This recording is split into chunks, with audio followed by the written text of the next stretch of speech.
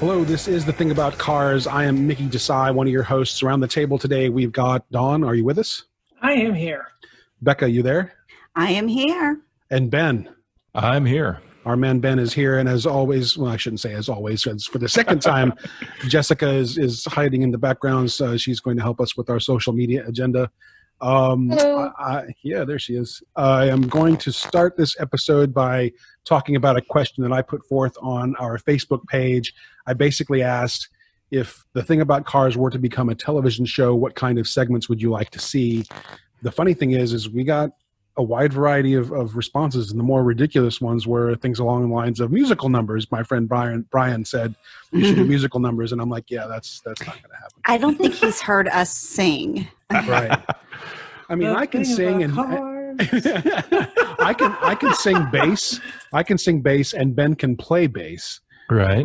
But I don't know that, we can actually come up with can you come up with the hook, right? Well, I can't drive 55. Right. I mean, I tell you, there's something, every time I have a friend who's in a band or what have you, I try to beg them to remake a song just for me, Christmas present, birthday present. Nobody will ever do it. what, Mustang Sally? Well, no, Mustang Sally works as is, but Little Red Corvette. If you insert Little White Mustang, it fits perfectly. I just want somebody to sing a version with White Mustang instead of Red Corvette. And nobody will do it for me. I've been asking for years. Beka, have you got enough gas? Oh yeah. So this is why we're not going to do musical numbers. Although, with enough electronic studio wizardry, our reedy croaks can be made to sound like the voices of angels. All right. Another gentleman says, William Rohde says, explain turn signals and headlights or lights in general when raining. And I'm like, yeah, we've done that before on the podcast before. I'm not sure that's an ongoing segment for the show. And we can explain it. We just can't understand it for everybody. Yeah. So. We have explained it. We've explained it a number of times. Robert Drake, our good friend Robert Drake, says, do an actual rolling of the car with force meters tracking all the forces exerted on the car as it's rolling. And I'm wondering why Robert came up with that. I'm wondering if he's rolled a car in the past, because this is sort of a one shot. We're going to do it on the show once, right? We can't roll a car. If we ever luck out and find our way into television production, I don't think there's going to be a weekly rolling of the car. Do you? Unless it's the same car over and over. I mean, once would be pretty fun. Once would be fun as long as, I'm not in it. What if it's like it's a rite of initiation that we have a guest, and in order to be on the show, you have to roll a car? Oh, and here's one: is it? Do we tip it over? Do we push it into the roll, or does it get that way through excessive maneuvering? And if that's the latter, then is that in Ronnie's skill set? I don't think any insurance company is going to sign off on this endeavor. I think Mythbusters did one of those. Yeah, I think so too. Get a really old CJ5 and just go rock crawling. It'll do the rest for you. It'll do the rest there for you go. Alan Watts, my friend Alan Watts says, explain the nuances of insurance /title/tags and how not to screw those up. And I'm thinking that's at the very least, that's a guest we have to have, even if it's okay. Boring, But Dawn, unfortunately, my previous life, I spent 14 years in insurance. So we've actually done insurance episodes before. So yes. Right. Oh yeah. Here's one you guys are going to like. It's my friend Nancy Lucas says, how women, in parentheses, not to stereotype, but believe it or not, we are typically stereotyped, close parentheses.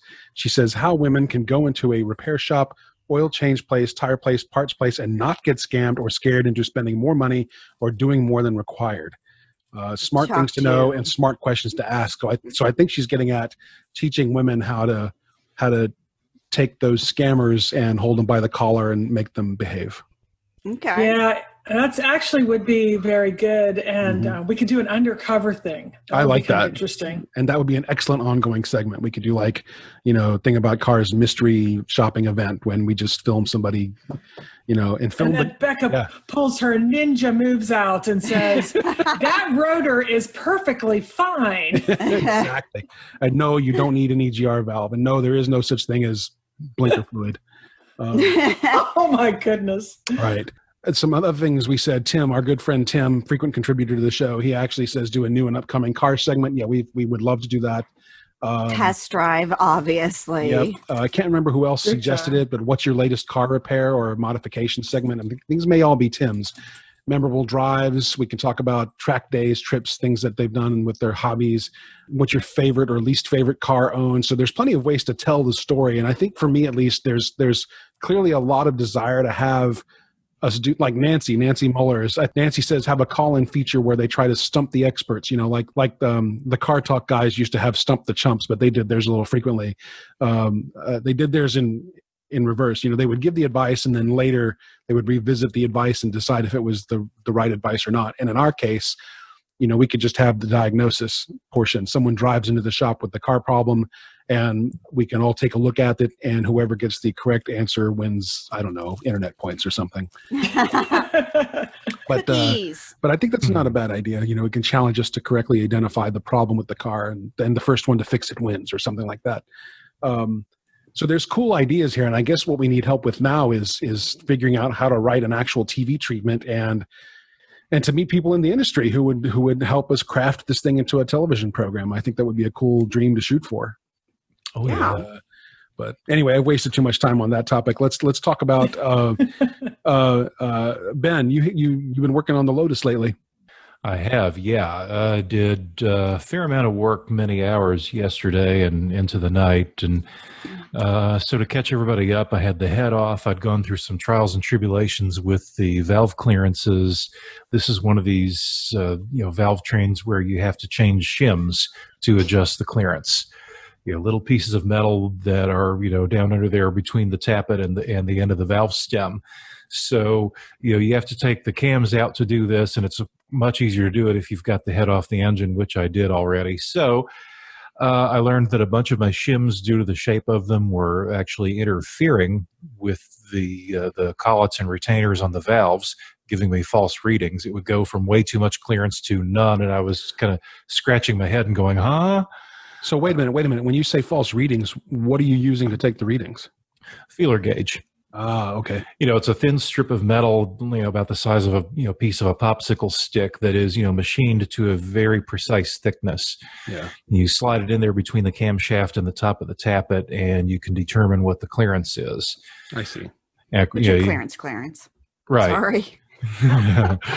But I'd go from having too much to having just no clearance and couldn't figure out why. And it turns out, some of these shims, some of them are shaped like little discs. Others are more like a much smaller diameter, almost like a cylindrical thing with a hole in one end that fits over the end of the valve stem. And those were the ones causing the problems because the depth of the hole, the thickness between the bottom of the hole and the opposite face was correct, but that edge that hangs down that goes around the end of the valve stem was basically too long and was causing the interference. Mm-hmm. So I wound up having to grind a bunch of those down to where they wouldn't, cause the interference. I got it all put together, got all my clearances good, assembled the head back onto the engine, got the cam chain back on and under tension and everything, and I spin it around a few times. Everything's great. Nothing's banging. The marks are staying lined up. Then I go to put in some of the last few bolts around the front of the head, just in the area that houses the cam chain, and some of the holes aren't lining up. Oh, no. Yeah. So I've got to untorque the head, which, it's, and I just converted it from bolts securing the head to studs securing the head, these nice monstrous studs that are sunk into the block. There's something like, what is it? I think it's 55, pound-feet of torque on each nut. I've got to untorque all of them in sequence, of course. I remove everything except the head itself, where it's laying there unencumbered, and try to nudge it, push it, whatever, and these holes are still not lining up. And so I, consult the wisdom of the internet. There's a really good forum for these cars and some guys who race them and who've worked on them for decades. And they all kind of read everything and said, well, I think those studs are the problem. Oh, aha. I said, well, why is that? And they said, because they're much thicker than the original bolts. And so they don't allow as much jiggling around with the head. Yeah. And I think they're right, because there are some little collars that go at the top, basically like a washer under the nuts that go on the studs. They're not exactly a washer, because they've also got a little collar that goes down into the hole that the stud comes up through. Right. Basically centers the studs in the hole. So even with those removed and the edges of the holes right up against the studs, I still couldn't get enough clearance for those bolts, another clearance. So you're saying your studs are too studly? Yeah. Well, you have any idea how much restraint I've had? I mean, Ben, you're killing me. We've got heads and holes and studs and banging, and I'm doing everything I can not to blurt out jokes. I'm biting my lip over here. Should we take a moment of silence for Beka's predicament? That was very challenging for me. I had so many jokes. While I was trying to really follow Ben and all the technical, pieces of it, and then I'm like, oh my God, there's a joke in here somewhere, but I'm just so enraptured. Oh, there it is. No, it was all over the place. I need to go have a cigarette now. Thanks. So Ben, did you get it all sorted out? Well, not yet. I haven't had time to come back to it yet, but I think what I'm going to have to do is remove those studs. Yeah. And that is going to be a booger of a job.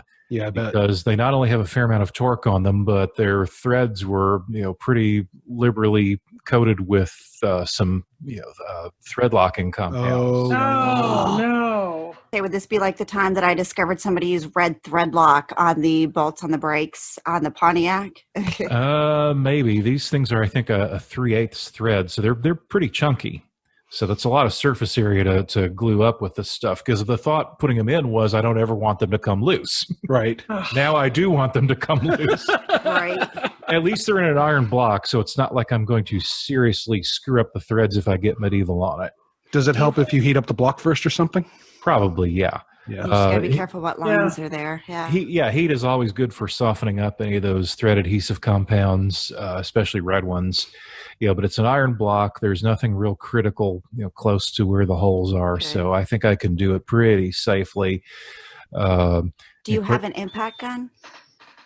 I do not, but the thing is, I also do not have a proper stud removal tool either. So I was about to say I have an impact gun and some joints, but I don't think I can help you with the stud removal tool. I like to keep studs around. So right. Yeah, these things just stick straight up, and they've got a threaded end up at the top. So you have various options to remove them. An actual stud removal tool is fairly pricey, but and a lot of people out there are going to cringe and scream when I say this, but if I just clamp my biggest honkin' vice grip on them, heat them up real good, and yank with all my might, it just might work. Oh my goodness. Well, I'm all over Jerry Reagan stuff. I do it all the time. So it's not like I need to save these studs, Right. Yeah, they're not working out. Do what you got to do. If it works, it works. And I wound up with them because the merchant was out of the bolts, and he said, well, I'll offer you the stud kit for the same price since I'm out of the bolts. I said, sure. After he said a lot of people use them on racing engines, which is true. Yes. But they were not the right thing for me. So, well, in reference to tools, I'm going to give a shameless plug to the Atlanta Community Tool Bank, which does or at least they did. I don't know what their plans are for this year, just because of the obvious pandemic reasons. But they have what's called a tool rush sale every fall, and they get a bunch of donations from companies that are overstocked. They have too much inventory, or they found out that they printed a run of tools that are printed incorrectly, like something was misspelled somewhere on the package, things like that. And so they donate those to the tool bank. The tool bank then sells them to forward their mission. And for you and me and everyone else, not only are we supporting their mission, but you can go in and get tools that are upwards of 40% off of retail. I'm pulling them up now. Yeah. That's a great resource. It's a great resource. I mean, they're all into home building, and it's the tool bank. So it's, a wide variety of things, but I mean, heck, a tool is a tool is a tool. I've seen people walk out of there with screwdriver sets for $2. Nice. And good screwdrivers, right? Not just the simple old El Cheapos, but I've seen DeWalt pancake air compressors go out the door for $10 each. Wow. See, I'm only finding lending on their website. I'm not finding sales. Well, check out the Tool Bank. I would encourage the public to do that as well. They're an organization that's worth knowing. They don't even know that I'm mentioning them today, but they do the Tool Rush thing, which I think we should all go check out if we get the chance. And also, I want to note while I'm on here, there's a virtual tool training center. So they have virtual training on how to use some of these tools as well, which looks interesting to check out. Yeah, they have an education center. I was there when they were first getting the grants to put that together, but they do classes and the whole shebang. I would be curious to see what their slate of operations has looking like in pandemic, but yeah, you found it? Hold on.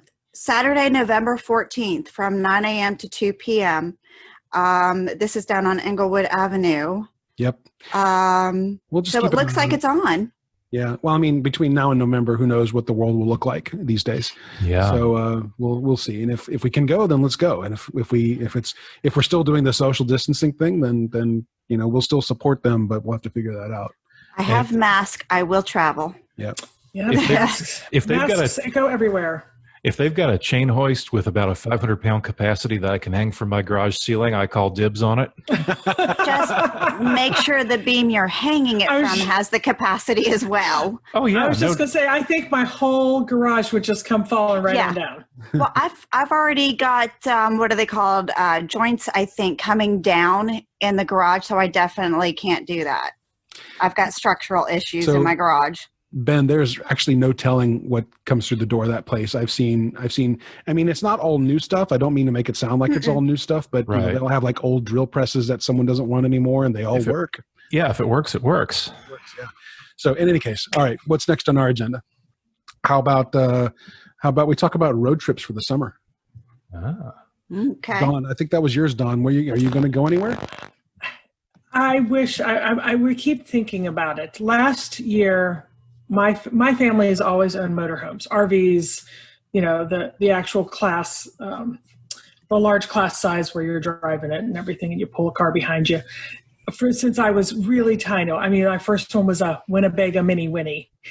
And my dad got Parkinson's a few years ago, so they sold their last one that they owned. And last summer, we rented I guess it was a Class B RV, and took it up to Pennsylvania where my family's from, and just literally an entire month with my parents and my sister and myself, like we were when we were kids, and drove it on up. But when it was just amazing. Got stung by a wasp in the middle of nowhere. There was like the nearest hospital was 3 hours away in the middle of West Virginia mountains, and fell over a rock, dropped a log on my foot. I mean, I love road trips. They're just fantastic. Sure, I can see why. I remember because I'm an Army brat. When we were young, we would going from post to post, and we'd live in this motorhome until we got our assigned place on base, which we had afford. We had this this thing called an Explorer, but it was a complete unibody fiberglass, and it was fascinating motorhome. And we were driving out to the Grand Canyon, maybe, or maybe this might have been the Brave Winnebago, but we were out there, and there's dust all over the vehicle because you're out there in the middle of the high Sierra, high desert. And I wanted to draw on the back of it. So I picked up a rock and started making, stick figures on the back of the motorhome. And my dad comes out and he looks at me and he starts yelling at me. And I'm like, look, what my beautiful art. And he's like, I had etched into the fiberglass. Oh, whoops. And it was never going to come off. Like it was their permanent marker. So I hope that I hope people are going to, either if they don't buy, rent and get on those summer road trips. I'm not one for roughing it and just throwing stuff in the back of the SUV and having a tent, but, seek out these kind of road trip adventures. Oh, yeah. I agree. This makes me think of a couple things. I mean, we could have a huge, much longer discussion about road trips, and we should. But it also makes me think, from time to time, we've thought about doing that for the thing about cars, and both as a video production and as just an audio production. pandemic has sort of put the brakes on a lot of the plans that we might have done this year. But I think we should still keep these ideas on the table. It would be cool to figure out how to get all of us into an RV, or at least a couple RVs maybe, and have some fun going across the country. And if you can't afford the big old RV, then what you can do is go down to, anywhere from Wally World to the outdoor store for, a couple $100. You can outfit yourself very well for tent camping. And I suggest this because a lot of places where you can find a decent campground are up in woodsy places that have lots of nice curvy roads too. No, exactly. Ben, yeah. Ben, I can't be very far from my hairdryer, right? Yeah. we can make it vehicularly portable though. Oh, definitely. And of course, if you want to go high end, the Mercedes Sprinter is that upscale as a Citation. And oh my goodness, yeah, they're awesome. At the new Summit package, if it's a nice little starter vehicle for a very large sum of money. And as far as taking your hairdryer on the road, this is a good reason to buy yourself a classic Porsche because it's not only a high performance car, but it has an air cooled engine. All you have to do is just stick an extra duct on the cooling shrouds and snake it out to where you are, and you're golden. Excellent. The real joke for any listener who doesn't know me is that I actually have no hair. So the idea of me needing a hairdryer is laughable just by itself.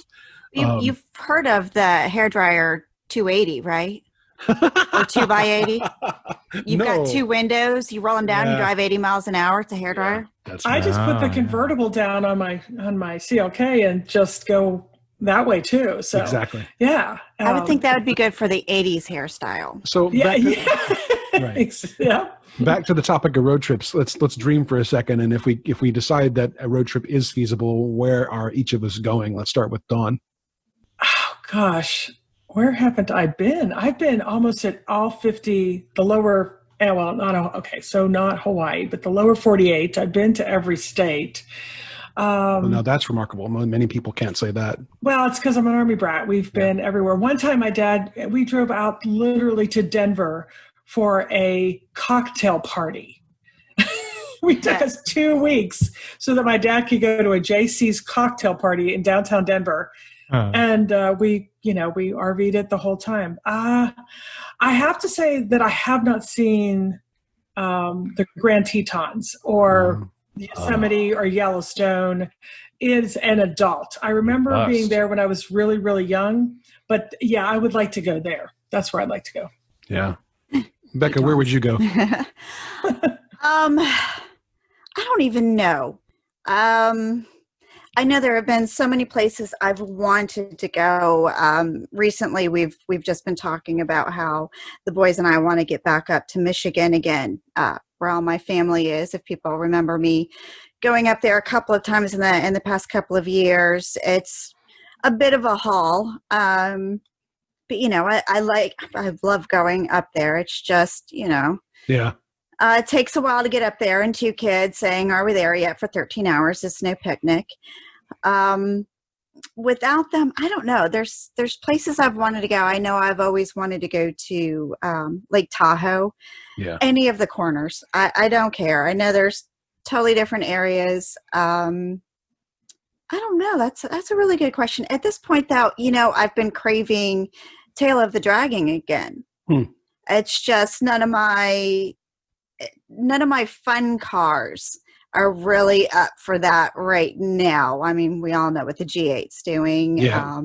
I would rather, fix the Mustang suspension before taking her on that. And a Jeep just probably wouldn't be as fun, but there's other trails. Maybe aim closer. One of the other trails by the tail, possibly. Speaking for myself, I think I would choose West Coast. I would love to spend some time just doing up and down West Coast, particularly the Pacific Northwest. I would love to get into that area. But what about you, Ben? Where would you go? Oh, well, depending on how far into the realm of fantasy we're talking here, I could think of several good ones. One would be the Alps on a motorcycle. Another one would be an epic 6 or 7 week, extravaganza through the Mountain and Pacific time zones, including some of British Columbia. Oh yeah, choice absolutely.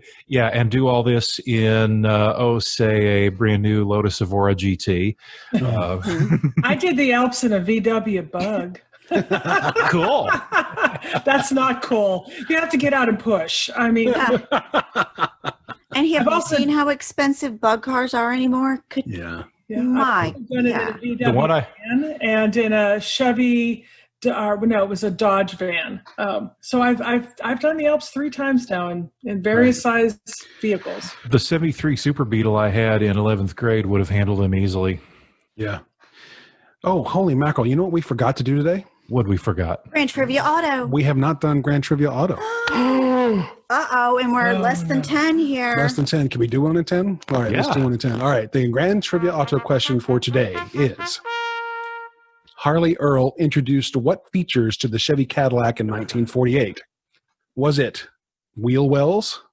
Was it a radio? Was it blinkers, turn signals? Was it tail fins? Or was it actually side mirrors? In what year? It was the 48 Chevy Cadillac. Okay. 1948. Cadillac, not Chevy, right? It's being described here as a Chevy Cadillac. Okay. I think.